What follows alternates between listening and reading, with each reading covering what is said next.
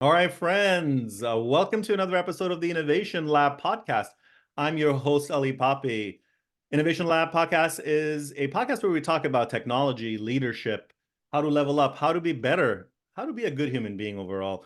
And we do that by talking to experts and folks that have actually done it, that are in their fields, making it happen, that are leveling up. You and I can learn a thing or two from them. It's been a long time since we last spoke. It was a hard thing to get this next guest of mine. He's a good friend. He's somebody I look up to, and he's an inspiration to a lot of people around him. He's a father. He's got a new baby along the way, and he's recently moved up in the FinTech world. That's right. We're going to be talking about FinTech. He was responsible for really helping PayPal get to the next level, and all of the stuff that they've been doing with Venmo and all of the other products that have come out. He is a techie at heart, loves tech startups, is a great leader. My friend, one and only, Mr. Mauricio Noboa. How are you, sir? Hey, Ali. Great. Thanks for inviting me to, take part of this awesome podcast. So, yeah. I don't know about awesome because there's only maybe 30 people that are watching this, but Yeah. we're hoping to grow this over time. And thank you for giving me your time, and would love to learn more about the fintech, your world, and maybe share it with people, and that can help a lot of the folks that are trying to understand this space. So let's jump into it. Fintech, I just have a cursory understanding, just like a lot of the folks out there, that it's a startup play, it's a tech play around financial industries, around financial products. What is it about, and what has kept you, excited and working in this space for so long? Oh man, I'm in the space since like 2010, right? In the fintech industry. So yeah, it's been a long time.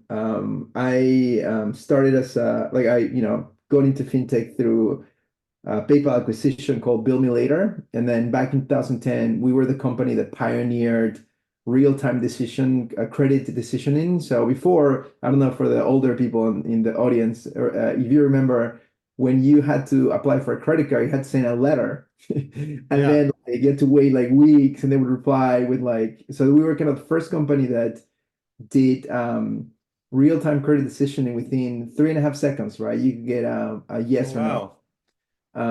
That was a company called Bill Milliliter that was acquired by PayPal and eBay at that point, eBay PayPal for like $1 billion. It was a huge acquisition. And then, through that, I kind of joined PayPal. And I was there like, 10 years, right? Did quite a little bit of everything. I started within my PayPal journey, right? I worked within the API teams, right? Then did a little more of the connectivity with Discover and other networks, did some platform, then had the privilege to get exposed to like I lived for a portion of my time there in Sydney, Australia, working with their credit team with like partnerships. I spent some time in Shanghai in China working with their risk analytics team and doing some infrastructure work there. A lot of data science, Yeah. center of excellence was there. So that was a great experience.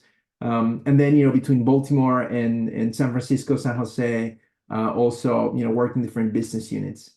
So when I left PayPal, I was leading some of the main PayPal API teams. So I had payments, post payments, orders, and Vault under me. So they're all engineering teams, and yeah, we process like payments and orders, right, which is like huge. So that was super fun. And then, about I would say a year ago now, a little over a year ago, I joined a company called MX. MX is a fintech company. We do, we have different products on data aggregation, enhancement, Yeah. analysis, and presentation. So we also build mobile applications, banking mobile applications for, kind of the medium to smaller size banks that don't have their own like huge technology arms like Chase and others. Okay. I've been with them for a little over a year, and I am a vice president of engineering. I oversee the infrastructure teams, the SRE teams, the platform teams, and their testing and automation teams, and also like their data center and networking functions. Wow. Yeah, so Yeah. yeah, so fun. The MX, not to be confused with Amex, right? It's Not not, or American Mexico, Express. because people are always, oh, like Mexico. And I'm like, no, no, no, no. Just because I'm Latino doesn't mean that there's no relation there. It's a MX. It's a company based out of Lehigh in Utah, Mhm. in what they call the Silicon Slopes, because it's Really? I've yes, it's not heard of massive. that term before. Oh, dude, totally. It's great. Yeah. It's funny because I worked in Silicon Valley, right? And Yeah. you kind of, I used to work in the PayPal campus, and it's all the technology companies are there, right? It's like, Mhm. Google, Facebook, like everyone is like around the same The Valley, yeah. in the valley. So in the Silicon Slopes, it's like there's a ton of technology companies, right? Like Wow. Byte, like Box, like I'll tell you, when I first joined and I traveled there and I was driving there, I was like, what? Like dude, they're always like all these technology companies right next to each other. And I think they name like these a Silicon Slope because of like how tech centric is that specific area. Got it. No, that's pretty cool. Um, so let's dive into a little bit about, thank you for, giving us a little bit about you, how you navigated PayPal, how you grew from one product and getting into the tech infrastructure side and owning those services, and that's led you to now this startup. That's wonderful. In terms of the new buzzwords that are coming out, right? Like Yeah. there's disruptive technologies. We had this whole craze around crypto, that crypto bank, we're not gonna even need the banks. Everybody's gonna have their own wallet, and Yeah, yeah, they're just, we're gonna exchange cryptocurrencies and banks are done. We're democratize financial world. We're gonna own our own banks. I don't know if you can talk to that a little bit because you're closer to that world. What happened? Um, why is that? Why hasn't crypto become a thing? yeah. It's interesting because there's a lot of hype, right? And as you can tell over time, crypto became, um, yeah, like in everyone's mind, like money was like, crypto's gonna overtake the world, and the regular way we move money was gonna disappear. And it hasn't lived up to the expectation, of course, right? I mean, it was the last time you bought something with crypto, right?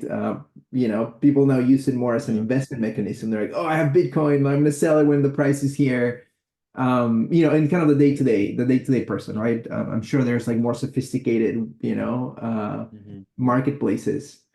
Um, I think to me, goes back a little bit to the basics around the blockchain, right? So the blockchain is a way for you to record a transaction and for that to be truly immutable, right? You can't change it, right? It's like there on like, and if you understand a little more about technology behind it, is because when you push something into the blockchain, right, there is like that, like, like, I mean, I want to get to like technical, but that record lives among everyone, right? And there's consensus and there's an algorithm, right? To say even if like one of the areas where like this information is incorrect, like majority is gonna drive the consensus, right? So think Yeah. about it. If you make a change and you tell 1,000 friends, like it would be really hard to call each one of your friends Yeah. to make a change. That's a So good analogy. How I saw it was, the example I always use in my mind was, yeah, you have a picture that you don't want to get lost, and you turn all the pixels into separate pixels, and you send it off to, a million different computers, where it's recorded, and like it cannot be lost that way. Uh, yeah, One computer goes down, you still have, you know, yeah, 99,999, like yeah, computer yeah. records of it.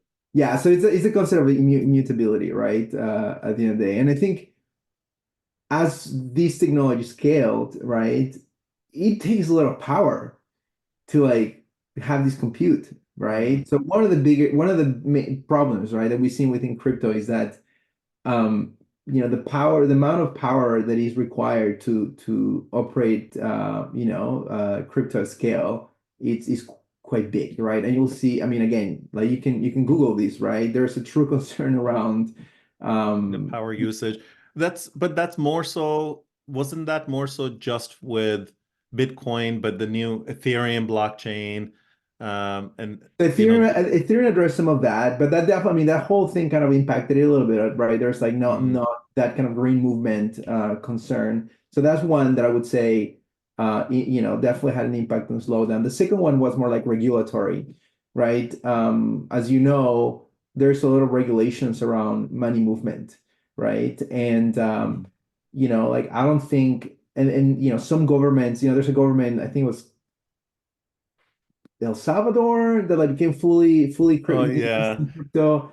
But for the most part, the regulations are not crypto friendly, right? For you Mm, to actually use this as your day to day. So and again, it's not. I don't think the technology has been a lot of technology challenges in that realm because think about Facebook and Libra, right? Like, and Facebook being a company that has like deep pockets, yeah. right? Like, where is Libra?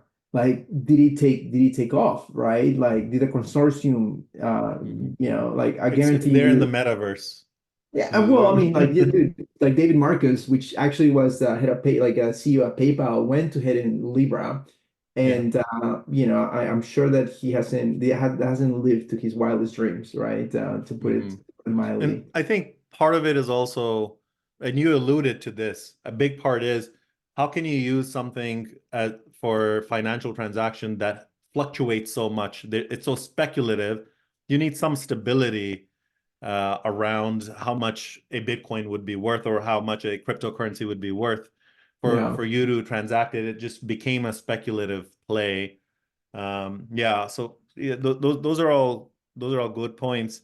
But would you say it is making a comeback? Like I saw it, and just from a speculative investment perspective, it's back up to 60,000 US dollars for one Bitcoin. So you think we're going to continue to have these cycles of like sudden investments in it, and it will just become nothing will come of it. It will just become a almost like a trading stocks or any other security. Yeah, and I think, and then going back to your initial question, right? I think like, what happened to Bitcoin and the hype. Like, I Hmm. don't think it's gonna be what people thought it was gonna be, right? I don't think we're gonna be like, oh, the dollars are dead, and like I'm like just going to the supermarket with my Bitcoin, right? And just become like taking over how we Hmm. do finances. I think it's going to exist, right? I think slowly people are addressing these. For example, now like there's a concept of stable coin that has like PayPal has stable coin that is like one to one with the dollar, right? That you can Oh, I use. see. They use their Okay. own ledger. So I think they're like like yeah, like still there, still a thing, right? I don't think it's gonna like die off. I think the technology, there's a lot of applications to that. That's going to stay with again like there's limitations around power and the usage and like Ethereum has found a more efficient way to use it with their latest like their V2 but I just don't really think that Bitcoin is going to be like what everyone thought it was going to be. It's going to have a place in our day to day around investments, potentially around moving money, potentially like cross border. Like I think there will be some use cases, but not to the degree that everyone thought it would. Got it. Yeah. Let's shift gears just a little bit. Still talking about the fintech space here. If you have, you know, new graduates that are leaving college that are looking for jobs, or entrepreneurs that are looking at, there's in the financial markets, in the fintech, um, there is investment, there's opportunities. What areas are there for new entrepreneurs, um, for new graduates? What spaces are there? Somebody who's just trying to enter in this industry, what would you say where the low hanging fruit or where the opportunities lie in the industry? Yeah, I mean, there's definitely quite a bit. There's a couple of things that are worth noting when it comes to fintech, right? Which makes it a little harder to innovate, is that it's people's money, right? So for example, if I do a startup on like streaming or like an aggregation of like streaming services or like I don't know how you track your activity, like I don't know, whatever it is, right? Yeah. There's a little more room for disruptive innovation and like more room to like fail fast and learn and iterate. Mhm. When it comes to fintech, like is regulated, right? It's people's money, so people don't have a lot of like patience for it, right? So just a good example is Netflix, right? If I am trying to watch a TV show and then Netflix fails, I'm gonna be slightly irritated, but I might just either go outside or do something else, right? If Yeah. I'm trying to like send someone money, I have like money in my account, I'm trying to send it to you, and it's not available, Oh right? yeah. Or Yeah. if like say you favorited a movie and it doesn't show in your movie list, it's kind of annoying, but not a big deal. But if you see that your balance is incorrect, right? I mean, the Mhm. sentiment Yeah. to that, right? So there, it's a little, you gotta be a little more careful, right? In terms of like your reliability, your quality. You have to be more aware of like what regulatory constraints you have. So there's like things like Mhm. PCI and SOC 2 that are audits that are done and like certifications you get for areas where like moving of credit card numbers and things like that are kind of required. Yeah. So my advice to anyone entering this field would be find the problem statement first, right? Which is, okay, what are some of the things that today nobody's solving for efficiently, right? Because everyone is solving for everything nowadays, right? It's like a million startups. So if you find a niche, and it could be anything from, say that you want to can't think of anything, but like a bad example is like imagine that there's not a way like imagine the Venmo people, right? They were like, oh man, I wish there was like more a social Media interaction to element to sending money, transactions. right? Yeah. And then I can do like messages and emoji and social network around it. I don't see that is anywhere, right? Then you can start like, iteratively building a solution, but also keeping an eye on like, okay, if I'm gonna move money, what does it mean, right? Like, what are the regulations around it? How do I make sure that if I send Ali money, I don't send money to like some other Ali, you know, Yeah. um, and that kind of thing. Yeah, no, that's a good point, but it also, because of the regulations, because of the mission critical nature of the industry, I guess that's where the opportunities lie. If you're a reliability engineer or you're in that security um, expert, cybersecurity, Yeah. those are hot areas. And I'm seeing like that's where a lot of the job growth is currently in a pretty dull market right now. That's where a lot of the fintech is still hiring in those spaces. Um, yeah, so okay, so let's get into more into your world, right? Like in terms of security, site reliability. I know like that's part of your realm, right? Like that's part of your domain. What does that entail? Like what does that mean? How do you ensure that the platform is secure, reliable, available? Um, without getting too technical, which will be hard, like Yeah. for the layman that is trying to understand what that means. Yeah. The benefit of our industry is that there is, I mean, back in the day, like maybe a decade or more ago, there wasn't a lot of like, there wasn't the degree of sharing, knowledge sharing that we have today, right? If you go to like Medium or conferences or papers, I think some of the bigger companies kind of like write white papers, right? And kind of just open source or allow people to see how they're doing things. So when it comes to like reliability, security, which I mean, there's a team called information security, and there's vice president of at least chief information security officer, which is my peer that owns more of that. There is a lot of like industry standards, right? That you can follow.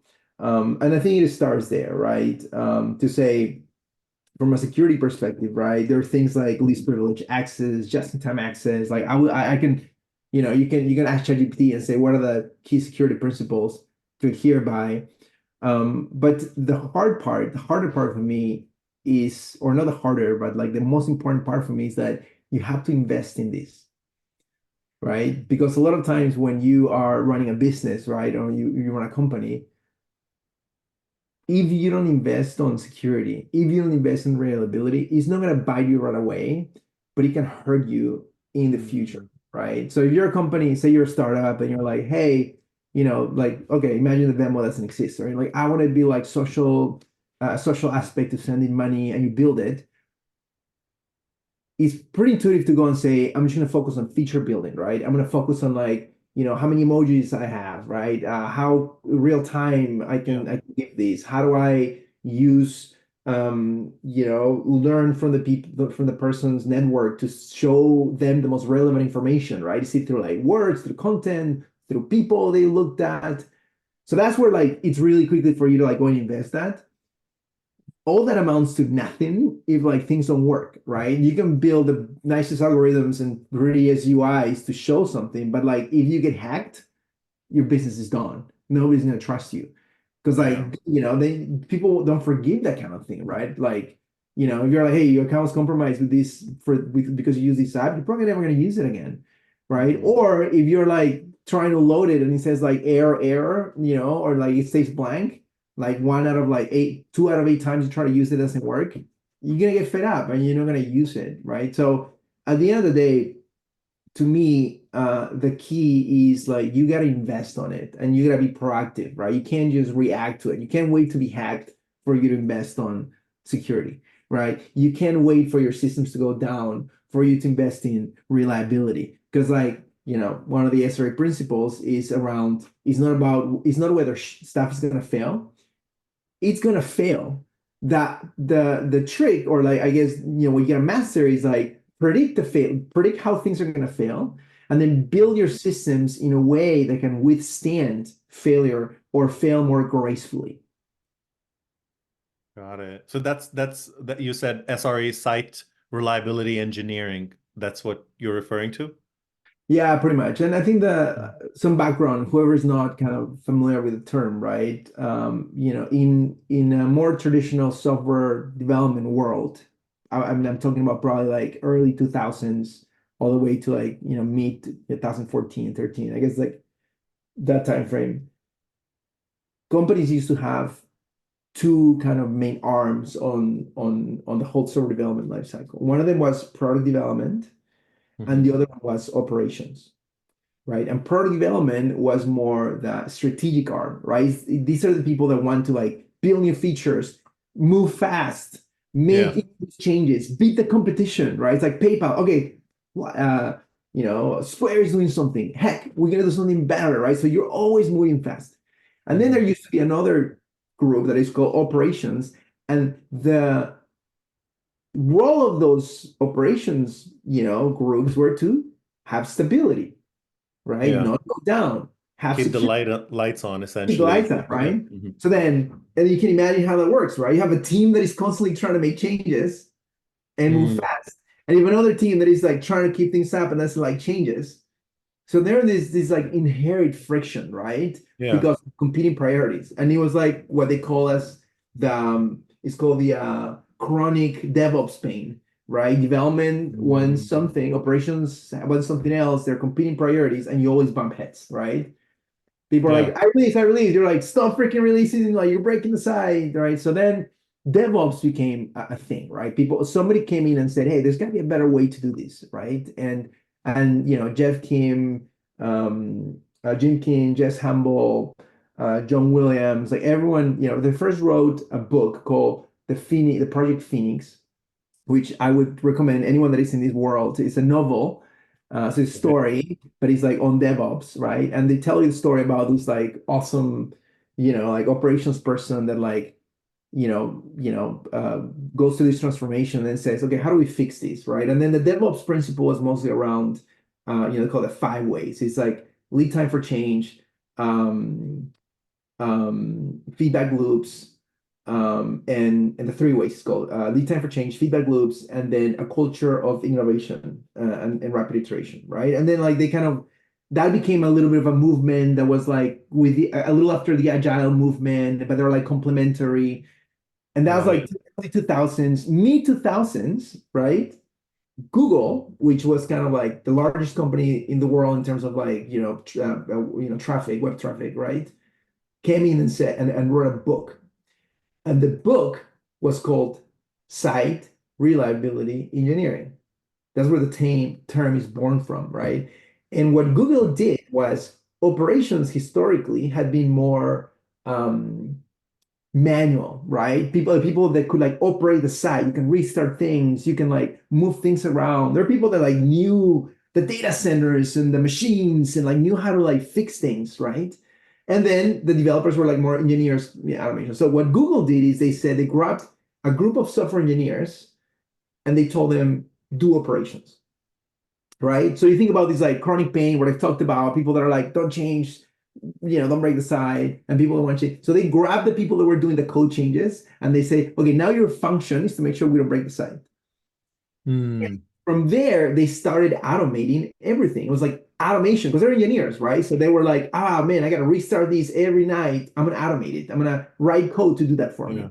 Oh, we have this problem where like this database fails and we have to like migrate traffic. Okay, let's automate that, right? So when SRE writes the book, that actually allowed them to scale to the level they did, right? Because then Google became this like monster of like companies that was just taking like so much traffic, right? So they wrote their opinionated DevOps, like when DevOps was a movement and everyone was talking about it, Google was sitting down like, you know what, we've been doing this already. Like, let me publish how we've done it in a more opinionated manner.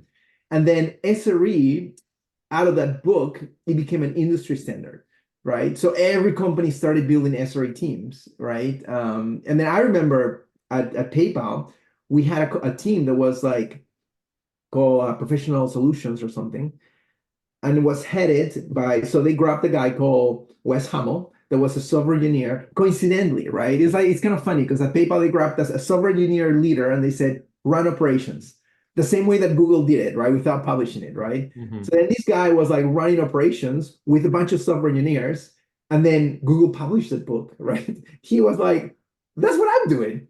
Hell yeah, there's a name for it now. So he rebranded his team as SRE, adopted some of these like Google principles that he was already applying in similar Yeah. ways. And then a lot of companies kind of like went through that, right? So that's kind of a little background on SRE and DevOps. Anyway. Oh, Oh, interesting. It's funny how a lot of these standards came from Google, like even Facebook rewrote a lot of the software development, web development standards, right? Which explains the success of these businesses. So, what role have you played in SRE? Um, tell me about like your journey a little bit. yeah. So the guy I just told you about, Wes, he was used to run SRE at PayPal, and I used to lead a few SRE teams there. And then I moved to like, the APIs. Well, this guy became the CTO of MX, which is where I'm working now. And Okay. he's the one that was like, hey, and again, PayPal was like massive scale, right? Like, I remember like in some of our biggest days, we used to have like I think one of my last Cyber Fridays, we had 1 trillion microservice interactions. Right. So you just think about like the scale, like thousands of payments per second, right, across the world, Mhm. right? So he like Wes built this like SRE team, and then during COVID times, right, like our volume like we almost doubled overnight, and like not overnight, but like over weeks, and then we were able to withstand that, right? Like the systems worked. So the brain behind the operation now is the CTO of this company. And then this company that I'm working on right now, we're like scaling and growing, right? And we're trying to do something really, really important. So my role has been kind of take the learnings of a company that has operated at the scale that PayPal has, and then work with the CTO to just, not only take the best things, but the biggest mistakes, and then combine with like what the company is great at today. We're trying to like, build something, continue to build something great today. The aspects of agile development, continuous improvement, Yeah. um, build on the infrastructure, build on Yeah. the feature set. So who are you serving? Like what is the business about? I don't know if we can get into that a little bit, like um or is Oh, for that MX? Yeah, I mean Mhm. it's we do we have a few different products. The main ones are we do like mobile banking applications, right? So, I mean there are banks that are like if you're a huge bank like JPMC, you have like your own engineering Yeah, arm. But banks that are a little more like medium in the medium size, they use us as their technology arm. So we build like their Silicon Valley Bank. yeah, like I mean, we don't have like yeah, like that could be like global credit unions. Yeah, That I think Bank of Canada is one of our clients too. So those companies, we build their mobile applications and we white label them, and so when you're using nice. them, kind of it's us, right? So we also have another product that is when on Venmo when you connect your account to your credit card, you go through this like page where you like put your password and your user and your password and you links your accounts. So when I've you only connect, done bank account, not credit card. yeah, so it's with the bank account, right? Yeah, So when you link your account to your any fintech app to your bank account, there are yeah, two options. They either do like three micro deposits and you have to like put them in, or yeah. you can connect them directly. So we do Oh have a yeah, you sign into your bank directly. that It one. opens up the like Bank of America is where I bank. Yes. It shows the portal. Yeah. Yeah, okay. Yeah, that's so we do that. We're like the second. I mean, Platy's like has a more market share, but we're like a second bigger player in that space. Oh So we wow. That's yeah, huge. Like that's because all of these different services, even with TurboTax, now it's tax season, yeah, you want to import stuff, you want to connect to your different banks. So you're saying that middle layer, that connection layer is enabled by MX? yeah. We do. That's one of our products. We do connectivity, and then we also do so like we like enrich data. So a lot of times when even there's some other banks like USAA and others. Um, we do smart analytics on spendings and data. So like you can have whenever some banks have the ability for you to have budgets to see where you're spending your money, like Yeah. gas versus. So a lot of those widgets are powered by MX, right? So you'll see, again, we're like our customers are the banks, so you never see us. That you're not, not MX. MX is not in your face, but we power enough workflows through banks that I think the last I heard, like 1 in every 4 Americans have experienced our products through their banks or through somewhere. So we have a pretty good footprint. But again, we're like a wide level service, so it's not always something that people see. Yeah. That's pretty awesome. So if I get super rich and I want to loan money out to people, I want to start my own bank, I can reach out to MX to use the white label product to create Yeah, an pretty app much. and create all of the different widgets and services that will make me look like a legitimate bank, essentially. Yeah, and I think it works very well because I think we do the the products and services are pretty good. So I think we have a lot of room to like expand the market share, and I think it's a healthy business. Yeah, so you're super passionate about this stuff, right? Like, 'cause I saw you when you were talking about SRE and the history and MX.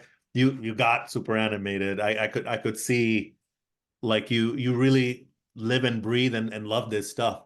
Um, what about it is so exciting for you? Why have you stayed in this industry for as long as you have and you've grown? What is your success behind it for staying true to it and keeping yourself interested, keeping that passion going? I've been lucky. I think I've been lucky, right, to always have good leaders, right, that have supported me. And I, I know a lot of people, every time I say that, people are like, well, but like it's not always luck. But I truly think I've been lucky, right? Because it's, like I've always worked for great people, right? And those great people have, when they have left, they like help me right into my next move, right? I've been in industries that have been like growing, right? So, because look, I landed at Bill Me Later just because I just for full transparency, I was working for AIG, which is an insurance company Yeah. in Delaware, and I wanted to be closer to my family, which they were like in Maryland. And I was like, oh, there's a BIM later company that's hiring for software. I was like in my 20s, right? I wasn't Yeah. like, oh, FinTech, hell yeah. And I was like, oh, BIM later, it's like closer to my family, so I'll take it. Right. Mhm. So again, I was lucky to land on this field. And then as I started working on it, I was fortunate enough to always have like great managers because I've seen not great managers in my Yeah. industry. I've been like, you know, I don't think I've had a bad manager for too long, right? Mhm. And maybe that's just like a testament at PayPal. Like they usually had good people, right? Like, and the people that were not good usually like were gone, right? In a reasonable amount of time. So that, one's lag. The second one is around um, when you're a leader, when you're a manager, like you have to be authentic, right? And that comes through, right? So if I've ever gravitated to an area that hasn't really been like something that I'm like passionate about, I've deviated, right? And I made those steps, right? I remember at some point in my career, I moved into a technical program management role. I was Yeah. CPM for a year. And I wasn't passionate about it. I mean, I was doing the job. I think Mhm. I was doing okay, but I wasn't like it was kind of like a Lara move more app. Like I was as an engineer, I was like leading projects, and then they said, okay, there's a TPM role. It's super high visible. I was like presenting to the CTO of PayPal once a month, and then presenting to like VPs. It was like great, right? I was there for like 8 months, and I was like, man, I don't dig this. Like I can do this, but it's not that great. And I made kind of a little bit of a downward move, right? Because this was like my path to like awesomeness, right? Yeah. And it was in front of me. So then I said, it's not my jam, right? So then I moved back. It was kind of a setback, right? I was like, just kidding. I'll go back to what I was doing and without any exposure, without anything, right?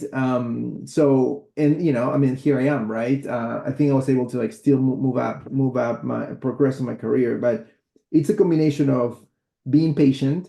We're having there's luck, right? And part of Yeah. that is like, just kind of life, right? The second aspect of this is you just gotta be patient. You always gotta be patient. And earlier in my career, I used to chase titles, chase recognitions, all the way to the TPM move, right? After Mhm. that, I was like, like this is stressful as hell already. I'm never gonna change titles. I'm only gonna chase impact and cool work and hard problems. And titles will become available to me as I like make a difference, right? So Yeah. and that So, that so, helped, th right? so th there you go. Like, I don't think luck has such a big aspect of in it. I think you're being humble in that. Sure, in the early, like where you got started, it gave you a path, but you navigated that path and you leveled up by following what was true to you, what was where you could put your heart into it, and you corrected course, you followed where your abilities were naturally taking you. And like you said, the TPM role, if you were chasing title and if you were chasing like upward mobility, more money, that probably would have been detrimental to you in the long run because you wouldn't have been able to put your sustained energy into it. You may Yeah, not have lasted that long and burnt out, yeah, but you continued to do something that you liked and sustain the effort. And if you stay in something long enough, you play a game long enough, you become lucky, right? Like no. that's just part of the game. So that's awesome. Yeah. So and having the right managers, that never hurts. That helps you develop. Um, that's great, man. You just got promoted, and that's in recognition of all of the great work that you've done around your career. How does it feel like for people that I know it's new. It's new, but going from sort of like middle management, director, senior manager, and going into like VP, and that sort of upper management area, what what is the shift? What changes? What is the shift in mindset, or like how do you see it? It's definitely, I mean, so first of all, I would say that like the title is, I'm gonna try to answer these with scope, right? Because like for the most part, title ma matches some level of scope. So there could be, say, a senior director with my same level of scope, right? Yeah. But again, I think this, again, the scope usually matches the title. As you gain scope slash potentially gain titles, right? You have a bigger responsibility. And when you're like a manager of a team and you're a shitty manager, your team suffers, right? Mhm. Like, like if you're not providing guidance, if you're not doing the right pass downs, if you're not building the right strategy, you're sort of teams that like go first, right? When there's like a layoff, it's like, well, that team goes first, right? Because what are they doing? Right. So, you have a responsibility to the people. When you manage multiple teams, same thing. When you manage managers, manage teams, that's even bigger, right? So I think the shift in my mind is that I just gotta be like even more careful, right? On my strategy, my long-term planning. How do I enable my team to be successful? Because it's just not me, right? It's like okay, quite a bit of people that like if I fail could get impacted, right? And again, it's not only like the work, it's the culture, right? If I create a culture of like you can't speak up, like you fear of like missing deadlines, man, it's like crazy environment for people to work on. It's people's lives. People have families, right? So again, I think the way that I have internalized scope has been the more people, the more bigger the team you manage, right? From a leadership perspective, the more careful you have to be with your decisions, right? And translating that to like, probably not engineering, maybe like product management, program management, there are smaller teams, is the same thing. The bigger the mistakes you make, the bigger business impacts that you have. So yeah, it's just more responsibility. It's a little more stress because of that, right? You're like, oh shit, if I'm sorry, excuse my French, I think my first S bomb. Um, it's a little more sense of responsibility, and I'm just being a little more careful on how I make decisions. That's kind of I would sum it up with that. Yeah. No, that makes a lot of sense. Um, I think you've done a great job at navigating your career. And that's something that a lot of the folks that are entering the workplace that are looking for positions, they should keep that in mind that it's not necessarily um, the title you'll get, the money you'll get. What you should look out for is what is the scope potentially from here? What Yeah, is the growth opportunity? Where is this yeah, industry headed? Where is yeah. that position headed? Who is the leader for that team? And what do they bring to the table? And essentially, what will you become in that position? There's this motivational speaker, Jim Rohn, he's really popular. He's passed away sadly. He Mm, was in the 80s, and he talks about how to level up, how to grow, and one of the things he says is when you're entering a job, think about what you will become, not about what you will be getting at that position, but more so, what am I becoming here? Who am I becoming here? And just that mindset can propel somebody. And that's a lesson I wish I knew earlier on in my 20s, in my early 30s, and that would have been very valuable in the current world of flashy things and quick fixes and Yeah. buzzwords. People often chase easy answers, and people chase titles and things like that. But it is the growth is where it's at. You want to find areas where you can grow and learn and develop and align yourself with people that are like yourselves, that have gone through it. Um, yeah, awesome Yeah. talking to you. And then We're Ali, coming I up would at the say the hour. if I can, if I can have one, if I can leave one takeaway Mhm. that to me has been the most difficult part, right? That I kind of mastered, I think, over the last few years is just patience, right? Because there's been times I remember I had like a bunch of peers and people that I was like, we're like kind of all from the same team, they're moving up, and everyone moved up to Yeah. director, and I was like still middle management, and then I moved to TPM, and then I went down, and all these guys were like growing, right? And I was like, my core team of like awesome people, everyone is in a leadership role, leading teams, and I'm just here like stuck, and it's hard, right? And I think like what was it distracts you. You just you get eyes in the Mhm. prize, right? You can't look at you can't look at other people. Like you just all those sort of distractions, right? So Yeah. there is a timing, there is a lag there. So I think what I think would be, if I can leave a takeaway for the people listening is that just be patient, right? There's things that you can control, there's things that you can influence, and there's everything outside, right? And you can't lose focus, right? Just like work hard, stay understand what you can control, understand you can influence, and then move forward, right? And don't get distracted, right? And be patient. That would I be my like that. Those are takeaway. great words, because the path to success is usually not linear. So, You're just like you said, you went down. It's circuitous. Yeah. So it goes up and down, and eventually you get your dues. So yeah. the goodness that you put out or the negativity that you put out comes and gets you. So it's been a pleasure, Mr. Naboa.